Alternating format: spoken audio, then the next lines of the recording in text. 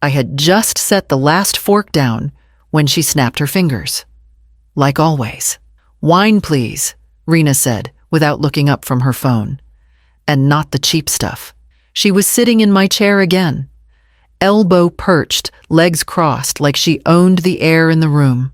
I stood still for a moment, letting the hum of the ceiling fan and the sizzle from the stovetop fill the silence. The wine bottle was on the counter, chilled ready. My hand hovered over it.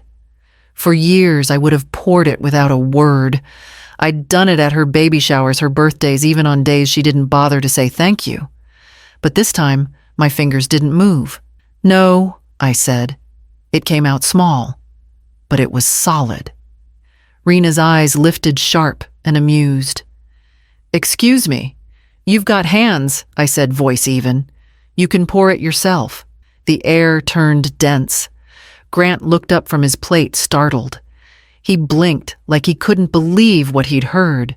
And then, without a word, he grabbed the salad bowl ceramic heavy white with a blue rim and hurled it straight at me. The impact was swift and loud. The bowl shattered against my cheekbone, a sharp sting, followed by warmth trickling down my face. I didn't scream. I didn't fall. I just touched my cheek, looked at the blood on my fingertips, and exhaled. Rena smirked. Servants should know their duties. Grant didn't say a word. He sat back down, picked up his fork, and dug into his plate like nothing had happened. I walked to the sink, picked up a napkin, pressed it to my cheek. The tile under my feet felt cold, steadier than anything else in the room. I didn't cry. I didn't shout. I sat down at the far end of the table, napkins soaking through. And for the first time in a long time, I didn't feel small. The silence around me didn't crush me this time. It cleared a space I hadn't touched in years. Upstairs, I knew there were bandages in the linen drawer. I moved up the stairs slowly, my palm pressed to the cut, the napkin already soaked through. The hallway felt longer than usual, each step echoing off the walls. In my room, I closed the door with a soft click and slid the lock into place. Only then did my hands begin to shake. The mirror above my dresser caught me off guard. A thin crimson line ran down my cheek, the edge of it swelling already.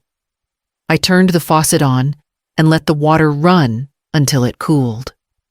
With slow, steady movements, I cleaned the cut, watching the diluted pink swirl down the drain. Rena's laugh drifted up through the vent light, and careless like nothing had happened. Grant's footsteps came later, heavier, hesitant. A knock once, then again harder. "Mom, open up." I didn't mean look. "I'm sorry." His voice was muffled, edged with a nervous tremor. I pressed my ear to the wood but stayed still. Another knock. "Please just talk to me." I stepped back from the door, the towel still in my hand. My silence stretched between us thicker than his apology. His footsteps retreated, then faded altogether. I sat on the edge of the bed, pulled my phone from the nightstand, and opened the camera. The flash popped once, twice, 3 times each click, a small anchor. Bruise-cut blood on my fingers. Evidence. Proof. I saved them all to a hidden folder. Then I reached under the dresser where I kept my small tin box of things no one ever touched, old keys, a thumb drive, and a spare cable. I connected it to my laptop fingers, steadying as I moved through the home security files. The footage was there, clear, unedited, time-stamped. Grant's arm, the bowl, my face. Rena's smile. I copied it to the drive and slipped it back into the tin box. Outside, the house had gone quiet, except for the faint hum of the fridge downstairs. I closed the laptop and set it on the floor by my bed. I stared at the ceiling for a long moment, listening to my own breath, before reaching for the drawer where I'd hidden Violet's old business card. I found the card exactly where I left it, tucked between a recipe for peach cobbler and a grocery list I never finished. Violet Jennings. She used to run a little craft co-op on Hawthorne Street back when I still had something of my own. Before I became mom, Can you help me? Can you just watch the baby real quick? Her email was still valid. I typed slowly. Violet. It's Leona. I know it's been years. I'm reaching out because I might be ready to pick it back up again.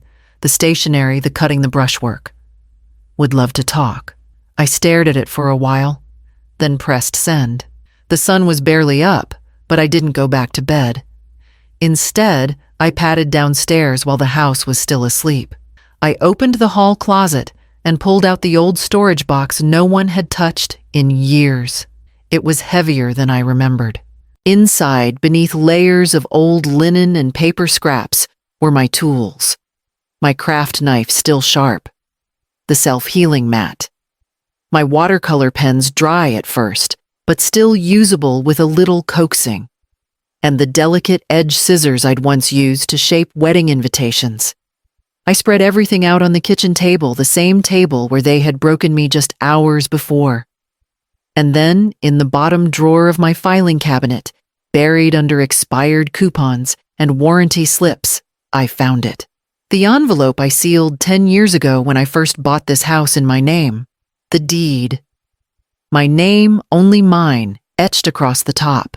I pulled out the matching folder of bank statements, every check stub, every utility bill. I traced the lines with my fingers like reading a forgotten language. They said I lived under their roof, but they had forgotten who paid for the roof, the walls, the food.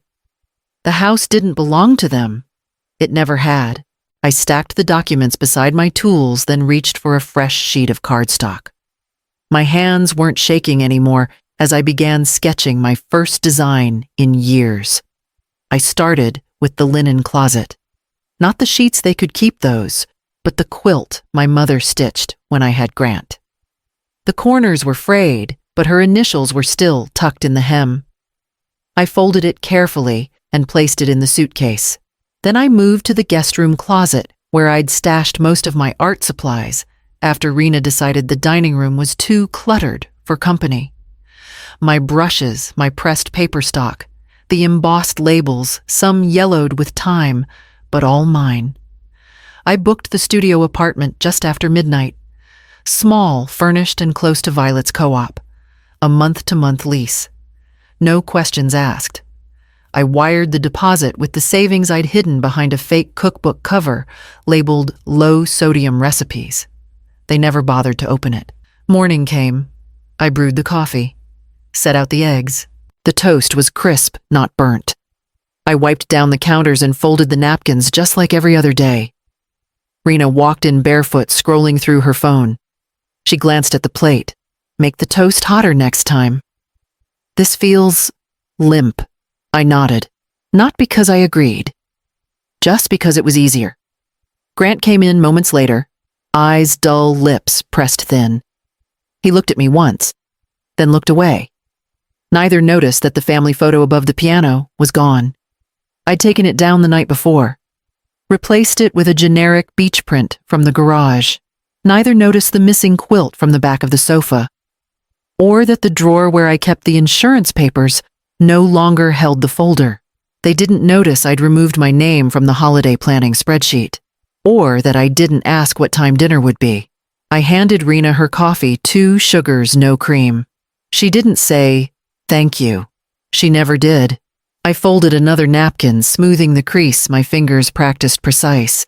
Then I glanced out the window where the morning sun caught the edges of the duffel I'd already loaded in the trunk of my car. Tomorrow, I would not be here to make their toast. The library opened at 8. I was there by 8:02 with the USB drive in my pocket and a folder of printed photos under my arm. The cut on my cheek had faded to a line of pale pink, almost easy to hide now, but I didn't come to hide. I logged into the public computer, uploaded the files, and printed every frame freeze by freeze of the moment the bowl left Grant's hand and shattered against my face. The grainy footage was time-stamped. Rena's expression caught mid-smirk. Grant's arm extended, jaw clenched. My head snapped back. The moment slowed down in stills, but the damage had never been slow. I gathered the prints, and slid them into a fresh manila envelope. Then I drove to the station. The officer at the front desk was a woman in her 50s with reading glasses perched low and a voice like gravel. She listened without interrupting as I laid the file in front of her. She flipped through the photos, her eyes narrowing at the fourth one. "You want to press charges?" "Not yet," I said quietly. "But I'd like to file an official report and request a restraining order." Her pen paused. "Against your son?" "Yes."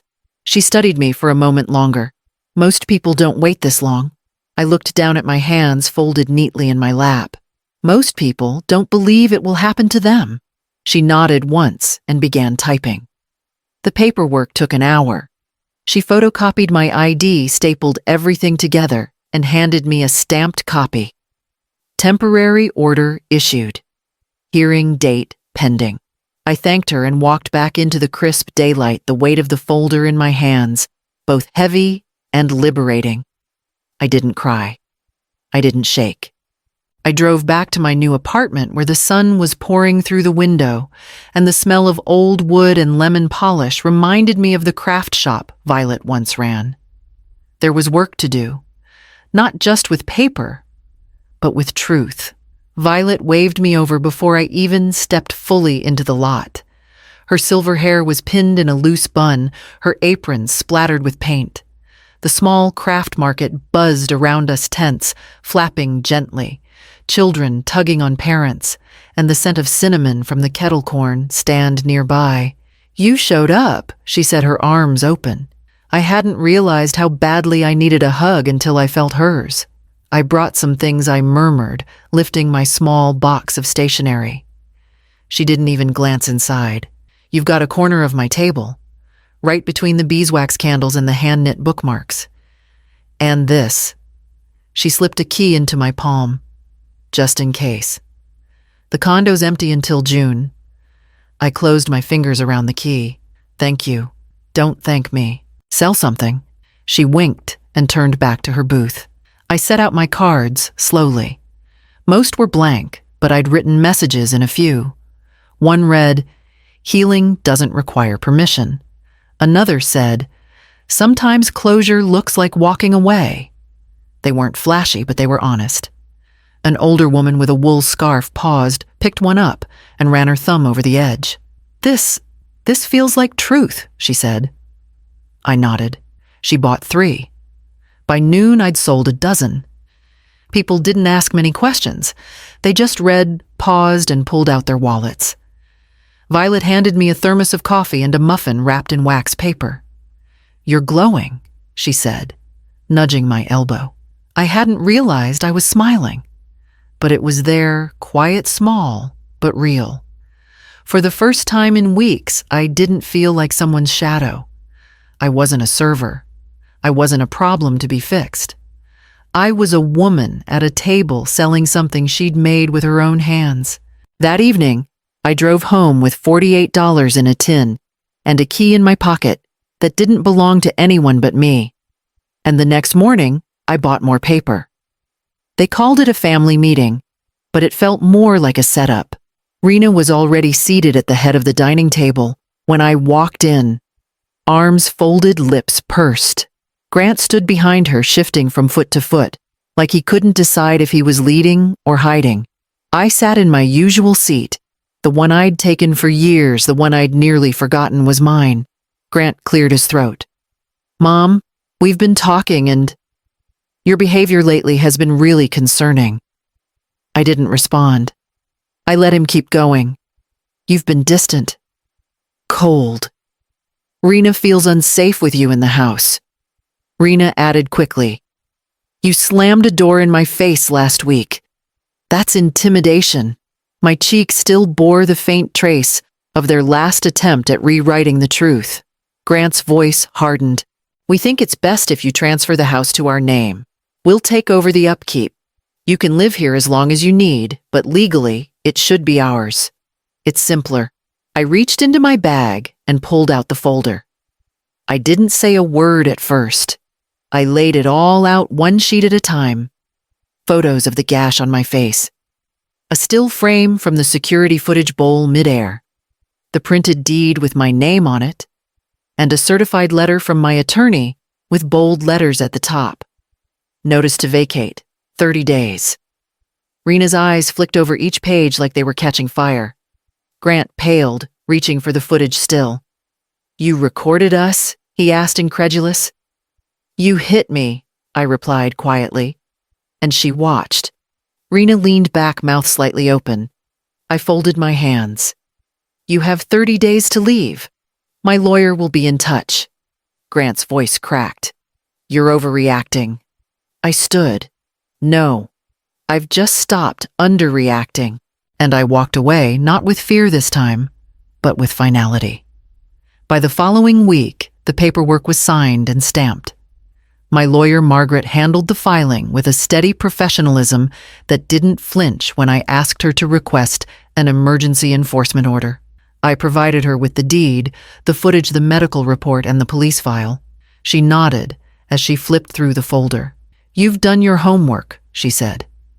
It took 48 hours for the judge to approve the motion. The locks were changed that same afternoon.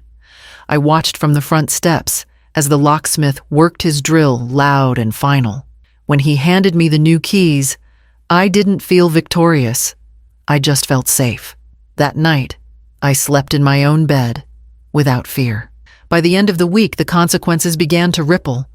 A reporter dug into the court filing's public record and wrote a short but sharp piece for a local news blog, promising finance executive named in domestic assault dispute. They didn't name me, but Grant's employer recognized the details. He was asked to take indefinite leave pending investigation. Rena's unraveling came differently. Screenshots of her texts and a summary of the incident surfaced on a community forum. A former co-worker added, "She used to brag about putting his mother in her place." It spiraled. Within days, her part-time contract was suspended. They knocked once after that, just once. I didn't open the door. I didn't respond to the reporters either. One camped outside with a camera and questions about the viral clip. I made no comment. My silence said enough. Inside, I brewed coffee in my kitchen barefoot and unhurried, while the world outside finally saw what I had long endured. I didn't celebrate. I didn't gloat. I just picked up my watercolor brush and dipped it into soft blue. A new batch of cards needed drying, and the studio shelves were nearly empty again. Tomorrow, I'd meet Violet at the co-op. Today, I just wanted to breathe. And when I walked past the old dining room, I didn't flinch. The apartment wasn't much, just one bedroom, a narrow kitchen and creaky floorboards. But the silence was mine. I set down the second-hand coffee table I'd found on clearance and ran my fingers across its rough edge. It would be my new workbench. My old one had been in that house, the one I no longer called home. I sold it 2 weeks after the locks were changed. A young couple with 2 toddlers bought it. I left the flower beds intact, but nothing else. I kept no keys, no ties, no trace. In this space, I opened a fresh sketchbook. I sorted my cardstock, tested my watercolor pens, and photographed 5 designs for my Etsy store. I named it something simple, rooted paper. Orders trickled in. Then surprisingly, they surged.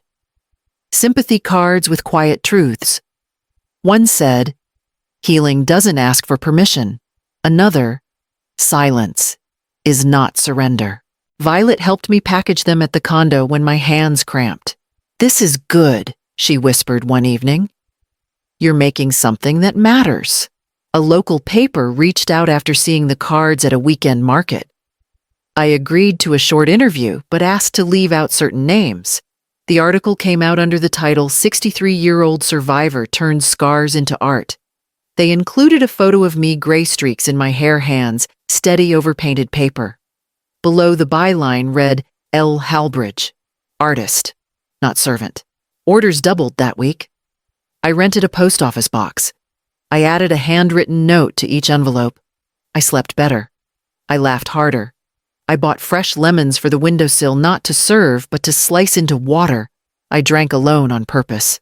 When the sun dipped each evening, I'd light the small lamp over my workstation and sketch by its amber glow. No one snapped their fingers. No one watched from the hallway. And one morning, the mail held a letter with handwriting I knew too well. The envelope from the mailbox lay on my table for hours before I opened it. The handwriting on the front belonged to Grant. Inside was a single page. The ink blotched where his pen must have paused. We lost everything. Just talk to me, Mom. No apology, no acknowledgement. Just a plea written like a demand. I folded the letter once and set it aside without answering. The door they'd left open for their control no longer led anywhere. That week, my Etsy balance cleared for the first time. Orders had piled up faster than I could ship them. I went to the local women's shelter and handed over an envelope with part of my first month's profit. The director squeezed my hand. "You'll help someone escape sooner," she said. My cheek had healed by then, the faint line hidden beneath my hair. The bruises were gone, but the memory of them no longer felt like a weight. It felt like a map. Each stroke of my brush carried a steadiness I didn't have before. I began a new series of cards. Late one night, the window cracked open to let in the city air. On thick ivory paper, I wrote a single line in indigo ink. "Your silence saved someone." I pressed a fern imprint beside the words and let it dry. The card looked like a small prayer, but it was also a declaration. I sealed the first copy in an envelope for the shelter's notice board, then stacked the rest for my shop. The smell of fresh paper filled the room. I sipped my coffee and leaned back, watching the lamplight settle across my new table. Outside, footsteps passed on the street and faded. My door stayed locked, but for the first time in decades, it wasn't to keep myself in. It was to keep everything else out. I picked up my brush again and began another card, my hand steady as the morning sun slid across the floor.